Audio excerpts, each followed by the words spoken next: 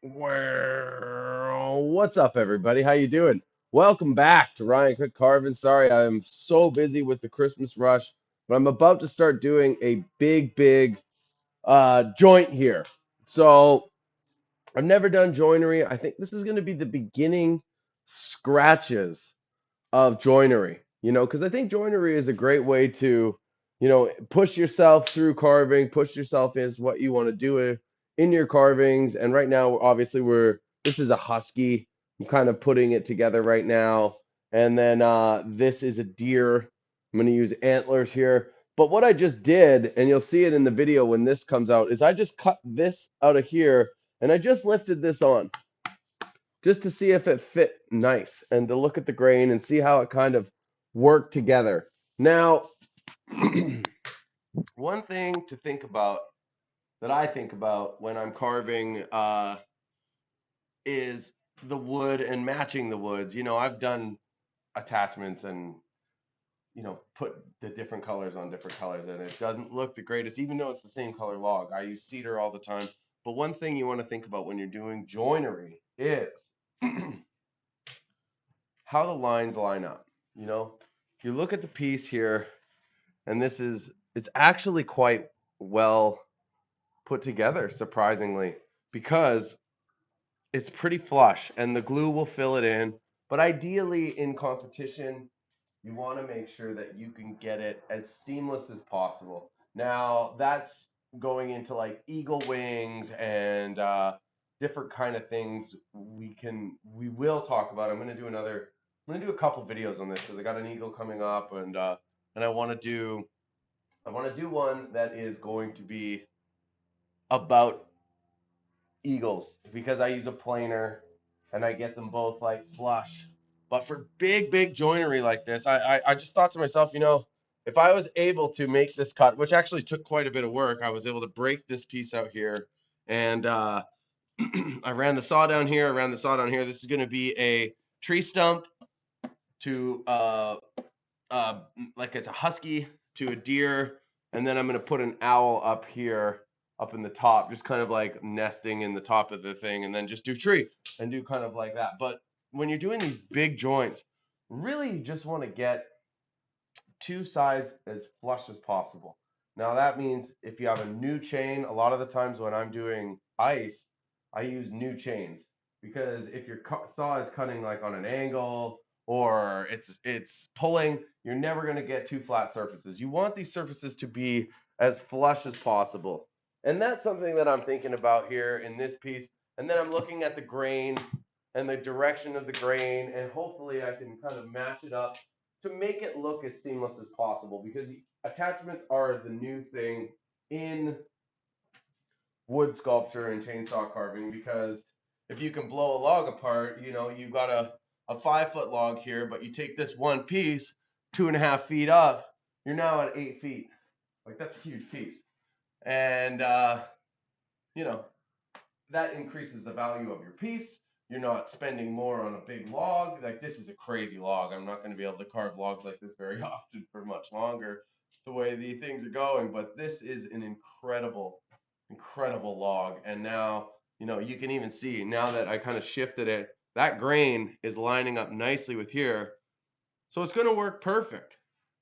Now, a little trick if they don't line it up. So let's just say you do two cuts and they don't line up. Now, like that.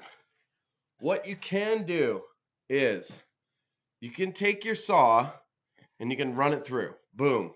And then it'll kind of like shift. And if it doesn't work, you can run it through again and you can run it through. Ideally, you want to have like the two sides of your teeth cutting each log at the same time. This is for bigger joints, and it'll be tougher with this vertically sitting on it.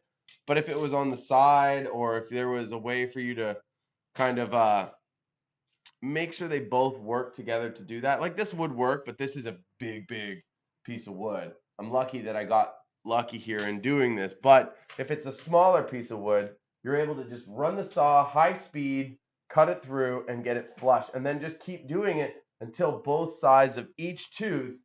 Let me grab my saw and show you here.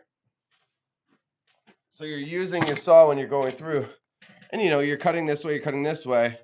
So both sides of the tooth are cutting out the log, and then eventually you go one cut, two cuts, three cuts. Or if you're doing like, say you're doing like a big one, like if I wanted to take this piece and put it right here, and it was just off-putting, if you know what I'm saying. Sorry, I'm trying to adjust it. So say I wanted to like add this piece here. Here we go. That's a perfect example. If I wanted to add this piece on here like this, I could just run the saw through it. Boom, cut it. Boom, cut it. Boom, cut it. Boom, cut it. Until it was so close that you're just like, you got somebody maybe holding it here and one straight cut through. Boom. Consistent too. You cannot stop the cut once you've started. You have to go all the way through. Because if you just do a halfway, it's going to totally not work. You got to go straight flush through, straight flush through, straight flush through, all the way through that piece. And that will really, really help you in doing joinery on a laying down section like that. And a big one like this, it's going to be a little hard to get the bar in. But what I would do is, I know that there's two big parts of surface. So if it was off, but it was close, you know, I could nip off a piece here.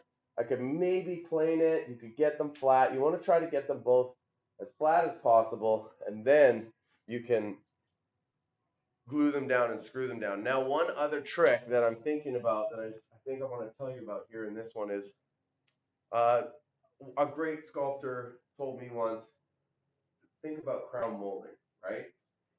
So all you're really doing, see, I'm going to sculpt this, so I don't really know where I'm going to go here, so I don't want to do too much. But if you already know, like, you don't need a lot of what's going to be underneath here, you can hollow, should I drop it? No. See if I can balance it. Oh, yeah, look at that. So I could cut out this section because then when it lays down on it, there's less surface. There's way less surface here. So you just kind of take your saw and just push it up half an inch. And then same on this side. You could cut in here where you know you're never going to carve. Like I could just do like this part right here because I know I'll never do that. So now I've taken away this part and this part for surface touch. So that makes this outside part fit better. And that is going to be a great way to do all kinds of joinery. And the thing about joinery is once you've got it done, so say we get it and it's there, like this is actually a really good joint. I'm very surprised by it. You want it to be this tight. This part here I'm not thrilled about. In competition, you'll definitely get dinged here for that. But this is like clean, clean, clean. It doesn't get cleaner. That's what you're looking for. You'll get a 10 out of 10 in points. You probably get like an 8 or a 7 for there. And then it goes down the bigger they get.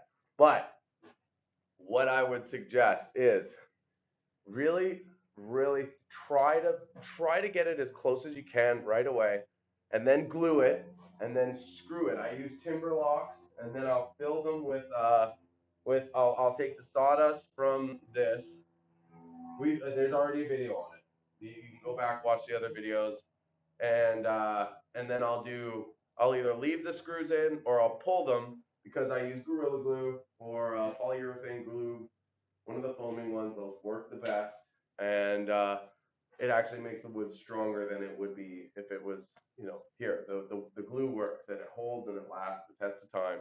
So, when you're doing these big joints, you want to really suck it down. You want to let it sit for the night, and then you can carve it. You pull the screws. I always like leave a mark, and then there'll be the big holes. But that's what you use the sawdust for. And then you just fill it in, put your thumb down, push down on it, keep pushing it down, push it down, push it down, and then fill in those marks. And then in judging, as long as you can't see those cracks, you're good. Like I've seen it like with Foltz, who's the attachment master. My mentor, Chris Foltz, he will be so meticulous. He'll use like wood fillers. He'll use all these different things because he knows in the judging system that as long as it's not visible and doesn't stand out, it's going to be okay. And for this, this is a commission piece, so you want to do the best you can because in reality, you don't want water coming in, you don't want that kind of stuff. But I truly, truly think getting it as tight and as close to it as you can is going to be the best way for you to win in doing joinery. And this, I think, is just the beginning of what we're going to do here. I'm sorry I haven't been able to post a ton of videos. I just have you burn out with you burn out, you know. And in reality, most of you who watch Tool Talk Tuesdays are my subscribers, and I've just had a lot of stuff going on, and yeah, I kind of burnt out, but I started editing again and I'm enjoying it. This is obviously just a one take long rant about joinery, but you know, this is the beginning, and I think that I'm going to really try to push it in 2023. I know I said it last year. I was like, oh, I got excited, but I just didn't really get fully stoked on doing videos because I had a lot of pressure of just getting jobs done. And now I've got almost caught up. Once Christmas is done, then I'm kind of caught up. Hopefully, we'll get a season 2 of A Cut Above. We're not sure yet. We're just waiting.